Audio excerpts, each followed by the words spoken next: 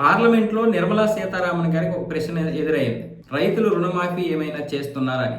ఆవిడ దానికి సమాధానం చెప్తూ అలాంటి ప్రతిపాదన కేంద్రం దగ్గర ఏమీ లేదు అని నిర్భయంగానే చెప్పేశారు. అలాంటి ప్రతిపాదన అయితే ఏమీ లేదు, కానీ కేంద్రం రైతులకి ఏ ఏ ప్రయోజనాలు చేకూర్చింది మాత్రమే చెప్పారు. ముఖ్యంగా అందులో credit card, Kisan credit card ద్వారా రైతులకి రాయితీ వడ్డీ రేట్లపై 3 లక్షల వరకు రుణాలు అందిస్తున్నాము.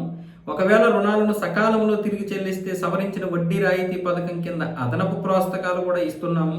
రిజర్వ్ బ్యాంక్ జారీ చేసిన ప్రాధాన్య రంగ రుణాల మార్గదర్శకాల ప్రకారం అనుబంధ కార్యకలాపాల రుణాలతో సహా పూచీకత్తు లేని స్వల్పకాలిక వ్యవసాయ రుణాలను 1,60,000 నుంచి 2 లక్షల వరకు ప్రభుత్వం పెంచిందని కూడా చెప్పారు ఆవిడ. వ్యవసాయం సహా ఆర్థిక వ్యవస్థలోని ప్రాధాన్య రంగాలకు బ్యాంకింగ్ వ్యవస్థ నుంచి తగినంత రుణ ప్రవాహం ఉండేలా చూస్తున్నామని పేర్కొన్నారు. పీఎం కిసాన్ పథకం కింద రైతులకు నేరుగా నగదు బదిలీతో పాటు పంటల బీమా అందిస్తున్నామని కూడా వెల్లడించారు. రైతులకి గిట్టుబాటు ధర చాలా ఇంపార్టెంట్.